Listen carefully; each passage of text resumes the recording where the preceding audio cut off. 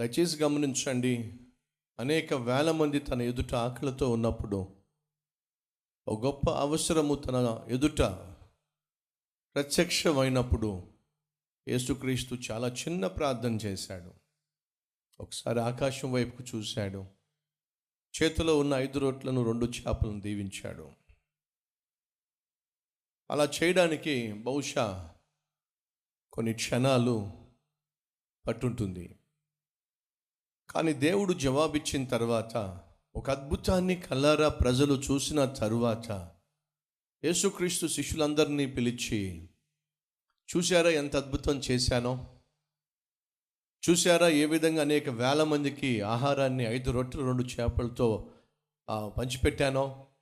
ఏమనుకుంటున్నారు అందరు నా గురించి?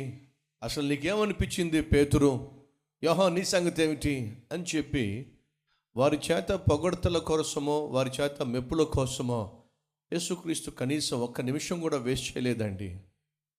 అద్భుతం జరిగిన తర్వాత వారందరినీ కూడా త్వరగా మీరు బయలుదేరండి అని చెప్పి వాళ్ళందరినీ కూడా పడవ ఎక్కించి తొందర చేసి వారిని పంపించేశాడు. కారణం తెలుసా? వెళ్ళి ఏకాంతముగా తన తండ్రితో గడపాలి. ఆశ్చర్య కార్యాన్ని దేవుడు చేశాడు. నేను ఆయన చూసిన వెంటనే ఆయన ఆశ్చర్య కార్యాన్ని నా ద్వారా జరిగించాడు. కృతజ్ఞతలు అర్పించాలి, నా తండ్రితో సమయం గడపాలి. చూద్దాం రండి. మార్కు సువార్త 6వ అధ్యాయంలో 46వ వచనం చదువుతున్నాను. ఆయన వారిని వీడుకొలిపి ప్రార్థన చేయుటకు కొండకు వెళ్ళెను. ప్రార్థన చేయుటకు. ఎప్పుడు ప్రార్థన ఫ్రెండ్స్? యేసుక్రీస్తు జవాబు పొందుకున్న తరువాత దేవుని సన్నిధికి వెళ్ళి ప్రార్థన చేస్తున్నారు. మనలో చాలామంది జవాబుల కొరకు దేవుని సన్నిధికి వచ్చి ప్రార్థన చేస్తారు. అవసరంలో ఉన్నప్పుడు, అనారోగ్యంతో బాధపడుతున్నప్పుడు, అక్కరలో ఉన్నప్పుడు, ఆర్థిక ఇబ్బందుల్లో ఉన్నప్పుడు, అనారోగ్యంతో బాధపడుతున్నప్పుడు, అవస్థల్లో ఉన్నప్పుడు, అపాయాల్లో ఉన్నప్పుడు దేవుని దగ్గరకు వచ్చి ఉపవాసం ఉండి ప్రార్థన చేస్తాం. కన్నీటితో ప్రార్థన చేస్తాం. భారంతో ప్రార్థన చేస్తాం. ప్రక్కవారితో కలిసి ప్రార్థన చేస్తాం. ఎందుకని? సమస్య అలాంటిది, అవసరం అలాంటిది.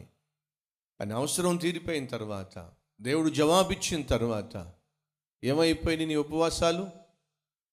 ఏమైపోయింది నీ కన్నీటి ప్రార్థన?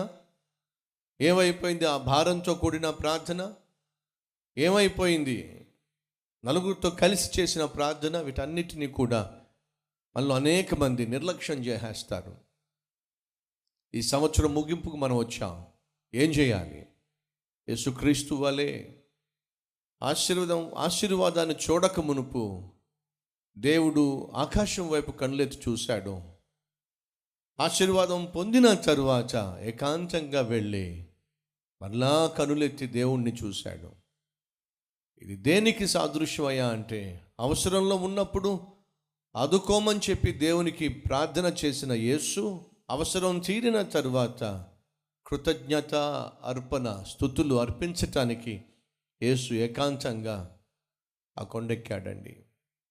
ఈరోజు మనం చేయాల్సింది అదే. నా ప్రాణమా యెహోవాను సన్నుతించు, నా అంతరంగమునున్న సమస్తమా ఆయన చేసిన మేలులలో దేనిని మరువద్దు. ఈరోజు రేపు దయచేసి ఒక పేపరు పెన్ తీసుకోండి, ఒక నోట్బుక్ తీసుకోండి. జనవరిలో దేవుడు చేసిన ఆశ్చర్య కార్యాలు, ఫిబ్రవరి, మార్చి, April, May, June, July, August, September, October, November, December ఒక్కొక్కటిగా రాసుకోండి. ఒక్కొక్కటిగా రాసుకొని ప్రభువును స్తుతించండి. ప్రభువా, మార్చిలో నాకు ఈ కష్టం వచ్చింది, ఏప్రిల్లో నాకు ఈ శోధన వచ్చింది, ఆగస్టులో నాకు ఈ బాధ వచ్చింది, ఈ వ్యాధి వచ్చింది, ఈ అనారోగ్యం వచ్చింది, అక్టోబర్లో ఈ ఆర్థిక సమస్య వచ్చింది, ఈ అపాయం వచ్చింది. కానీ కనికరించావు, కానీ విడిపించావు, కానీ స్వస్థతనిచ్చావు, కానీ నా కన్నిటిని తుడిచావు, ఆ అపాయం నుంచి తప్పించావు. నాయనా నీకు వందనాలు. అని చెప్పి మనం దేవుని సన్నిధిలో గడపడం బహు ఆశీర్వాదం. దయచేసి వినండి. 10 మంది కుష్ఠరోగులను యేసుక్రీస్తు స్వస్థపరిచాడండి. కానీ ఎంతమంది తిరిగి వచ్చారో తెలుసా మీకు? ఒకే ఒక్కడు. 10 మందిని దేవుడు స్వస్థపరిస్తే ఒక్కడే వెనక్కి వచ్చి కృతజ్ఞతలు తెలియచేశాడండి. అప్పుడు యేసు అన్నాడు, 10 మంది బాగుపడ్డారు కదా, ఆ 9 మంది ఏరి? నిన్ను చూసి నువ్వు బాగుపడ్డావు కదా, ఎందుకు నా దగ్గరికి రాలేదు? నీ జీవితంలో అద్భుతం చేశాను కదా, ఎందుకు వచ్చి కనీసం వందనాలు ప్రభువా అని చెప్పి అనలేదు? ఆ 10 మందిలో 9 మందిలో ఒకటిగా ఉండొద్దు. ఆ 10 మందిలో ఒక్కడు యేసయ్య దగ్గరకు తిరిగి వచ్చి కృతజ్ఞతలు తెలియచేశాడు. అయ్యా, కుష్ఠరోగినయ్యా, నీ మహాకనికరంతో నన్ను బాగు చేశావు అయ్యా, నీకు 2 వందనాలు నాయనా అని చెప్పి ఆ ఒక్కడే తిరిగి వచ్చాడు. ఆ ఒక్కడిగా నువ్వు ఉండాలి, తిరిగి రావాలి. 364 రోజులు అనుభవించాం, తిరిగి వద్దాం. 364 రోజులు దేవుని సహాయాన్ని పొందుకున్నాం, ఆశ్చర్య కార్యాలు అందుకున్నాం, ఆశీర్వాదాన్ని పొందుకుందాం. తిరిగి వద్దాం, వచ్చి మనస్ఫూర్తిగా యేసయ్యకు స్తుతులు చెల్లిద్దాం. అది మన కనీస బాధ్యత.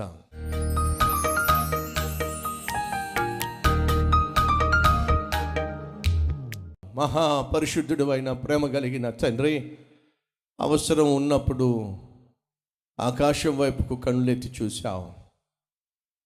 అవసరం తీర్చబడిన తరువాత మళ్ళా ఏకాంతముగా కొండ పైకి ఎక్కి ఆకాశమందున నీ తండ్రి వైపుకు చూశావు.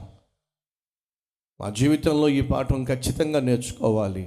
అవసరం తీరిపోయిన తర్వాత నిన్ను మర్చిపోతున్నావు, నీ సన్నిధికి దూరం అవుతున్నావు, లెక్క లేకుండా జీవిస్తున్నావు.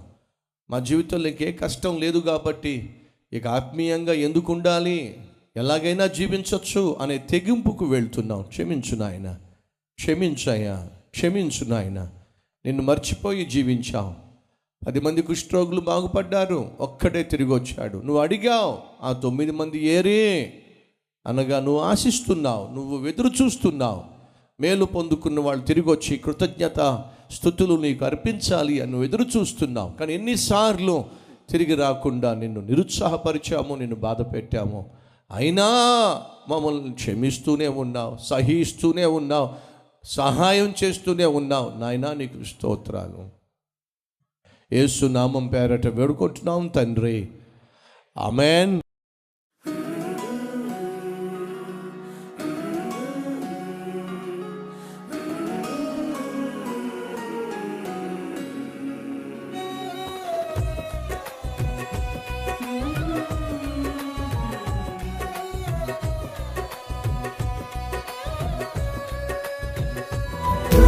డైలీ డివోషన్ మీకు ఆశీర్వాదకరంగా ఉంటే 10 మందికి షేర్ చేయండి, లైక్ చేయండి, ఒక కామెంట్ పెట్టండి.